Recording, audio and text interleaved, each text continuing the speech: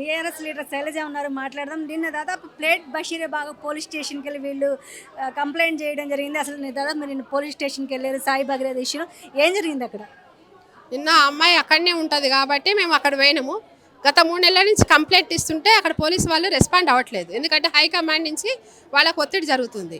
పోలీసులు కూడా ఈ కేసు నిర్వీర్యం చేయాలని చూసిండ్రు. మేము పోయి అక్కడ ధర్నా చేసి అమ్మాయి కేసు తీసుకోవాలి, అక్కడ కొన్ని సెక్షన్లు కూడా ఇష్టమట్టు మామూలుగా స్టేషన్ బిల్ లాగా తీసుకోకపోవడం, పెట్టిన చిన్న పిటి కేసులాగా తీసుకుంటున్నారు. బలమైన కేసులు పెట్టాలి, అబ్బాయిని శిక్షించాలని బండి భగీరథను శిక్షించడానికి మేము అక్కడ పోయి ధర్నా చేసాం. అసలు పోలీస్ వర్షన్ ఎలా ఉంది? పోలీసు వర్షం ఏముంది, పాప వాళ్ళ మీద కూడా ఒత్తిడి ఉందని అనుకుంటున్నా. ఎందుకంటే పైనుంచి హైకమాండ్ వస్తుంది, ఏదో మేము చేస్తాం న్యాయం చేస్తామని అయితే అంటున్నారు. ఇప్పటివరకు అయితే లేదు. దాదాపు కేసు పెట్టి కూడా 3 రోజులు అయినప్పటికీ తెలంగాణ గవర్నమెంట్ కావచ్చు, సిపి సజ్జనర్ కావచ్చు, సిపి ఆనంద్ కావచ్చు, ఎవరు స్పందించట్లేదు. ఎందుకు ఏమైనా భయపడుతున్నారంటారా?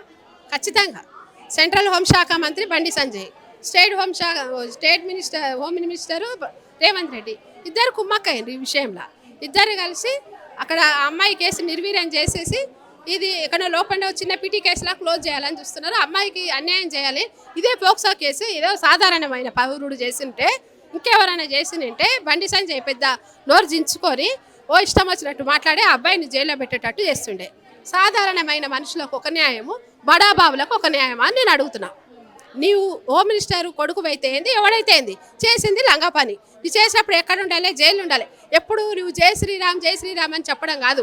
నీ కొడుకైనా నా కొడుకైనా తప్పు చేసి జైలుకు పంపించిన అప్పుడే నిజమైన నాయకుడు. తన కొడుకును కవర్ చేసుకోవడానికి నిన్న నా మీద కుట్రలు జరిగితే ఎవరు చేస్తున్నాడు కుట్రలు? నీ కొడుకు ఇంతకుముందు ఎన్ని రంగ పనులు చేసిండు, ఎన్ని అభియోగాలు వచ్చినాయి, ఎంతమందిని కొట్టిండు? ఇది కొత్త కేసా? ఇంతకీ హనీ ట్రాప్ అంటారా, ఫోక్స్ అంటారా? మైనర్ బాలిక హనీ ట్రాప్ చేస్తుందా? అసలు మైనర్ బాలిక మీద అభియోగం చేయడమే పెద్ద తప్పు. అమ్మాయి మేజర్ కూడా కాదు. హనీ ట్రాప్ తీసుకోవడానికి ఎంత గలీజ్గా, అమ్మాయి మేజర్ ఏమన్నా? మైనర్ మీద కేసు పెట్టడమే తప్పు. అమ్మాయి ఒక చిన్నపిల్ల కిందకి వస్తుంది. హనీ ట్రాప్ అని కావాలని నిర్వీర్యం చేయాలి. కేసును తప్పుదావ పట్టించడానికి ఇది కుట్ర. ఇదంతా బండి సంజయ్, రేవంత్ రెడ్డి ఇద్దరు కోఆర్డినేషన్, బడే బాయ్ చోటా బాయ్ ఇద్దరు కలిసి ఆ కేసును పక్కదోవ పట్టియాలని చూస్తారు. కానీ మా బీఆర్ఎస్ పార్టీ తోలు తీస్తుంది. నువ్వు జైలుపై ఉన్నదాకా మేము వెంటాడుతూనే ఉంటాము. నీ మీద ధర్నాలు చేస్తాము. నీ పదవి విచ్ఛిన్నం కావాల్సిందే. నువ్వు మంచివాడైతే బండి సంజయ్ తన పదవికి రాజీనామా చేయాలి. మోడీ కూడా చెప్తున్నా పనికిరాను అని. కేసు ఇచ్చి కూడా 3 రోజులు అయినప్పటికీ ఎందుకు తెలంగాణలో ఉన్న ముంబై మినిస్టర్లు కావచ్చు, ఎవరు ఎందుకు స్పందించారు? కొత్తగా వచ్చిన పార్టీ కావచ్చు, ఎందుకు స్పందించట్లేదు? అదే చెప్తున్నా నేను. ఎందుకు స్పందిస్తలేరని అడుగుతున్నా నేను. ఇప్పటి వరకు ఈ పార్టీ వాళ్ళు కానీ, కొండ సురేఖ కానీ, సీతక్క కానీ, మన కవితక్క కానీ ఎందుకు ఒక ఆడపిల్ల విషయంలో ఎందుకు ప్రెస్ మీట్ పెట్టి ఇది తప్పు అనేది చెప్తలేరు? అపోజిషన్ పార్టీలో ఉన్న కొండ సురేఖ బీజేపీకి కొమ్ముగా వస్తుందా, లేకపోతే సీతక్క కొమ్ముగా వస్తుందా? ఎందుకు మీరు వాళ్ళ పేర్లు తీసి అమ్మాయికి అన్యాయం జరిగిందని ఒక స్టేట్మెంట్ ఎందుకు ఇస్తలేరు? అంటే ఇదంతా కావాలని జరుగుతున్నది కదా. ఒక అమ్మాయికి అన్యాయం చేయాలని వీళ్ళందరూ పని కట్టుకొని ఉన్నారు.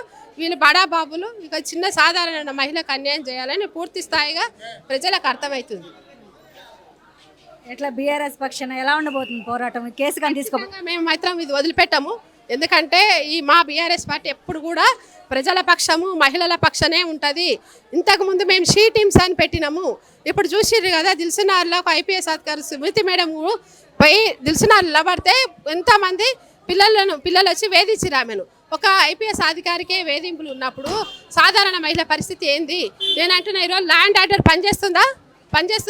పనిచేస్తలేదు. కాబట్టి నేను చెప్తున్నా, రేవంత్ రెడ్డి కూడా అర్హుడు కాదు హోమ్ మినిస్టర్. నీ పదవి ఎవరికన్నీ నీ చేతగా నీ పక్కకి ఎందుకు పెట్టుకున్నావు? ఆ పదవిని పెట్టుకొని ఈరోజు అన్ని చూసుకుంటే నీ పదవిని ఎంజాయ్ చేస్తున్నాడు ఆయన. రేవంత్ రెడ్డి పదవిని, ముఖ్యమంత్రి పదవిని ఎంజాయ్ చేయడానికే కానీ ప్రజలకు, మహిళలకు ఎటువంటి రక్షణ లేదు.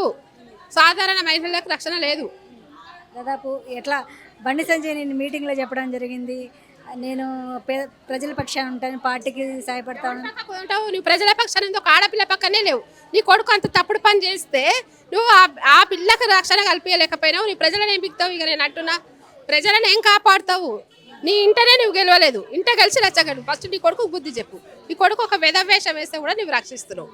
దాదాపు నన్ను అధ్యక్షుడి పదవిని తొలగిస్తే 8 మంది సూసైడ్ చేసుకోవడం జరిగింది. అంటే ఎట్లా ఈ డైవర్షన్ ఏమైనా చేస్తున్నాడు బండి సంజయ్?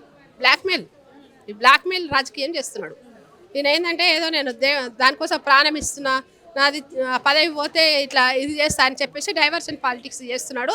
ఒక ప్లాన్ ప్రకారంగా దీన్ని తప్పించేటందుకు దీన్ని రాజకీయం అడ్డం పెట్టుకొని రాజకీయ వేదికగా తీసుకుపోవాలని చూస్తున్నాడు. కానీ మేమైతే ఉపేక్షించేది లేదు. ఈ కేసును ఒక రాజకీయ పరంగా కాదు, ఒక సాధారణమైన మహిళకు అమ్మాయికి న్యాయం జరగాలి. ఇది రాజకీయాన్ని పక్కకు పెట్టండి, ఒక మహిళకు న్యాయం చేయాలి అంతవరకే. కానీ మీరు బడాబాబులు కానీ మీరు హోంశాఖ ఉన్నా మాకు అవసరం లేదు. నీ శాఖ ఏదైనా ఉంటే నువ్వు ప్రజలకు ఉపయోగపడి చేయి, అమ్మాయికి మాత్రం అన్యాయం చేస్తా అంటే మేము ఊరుకోం.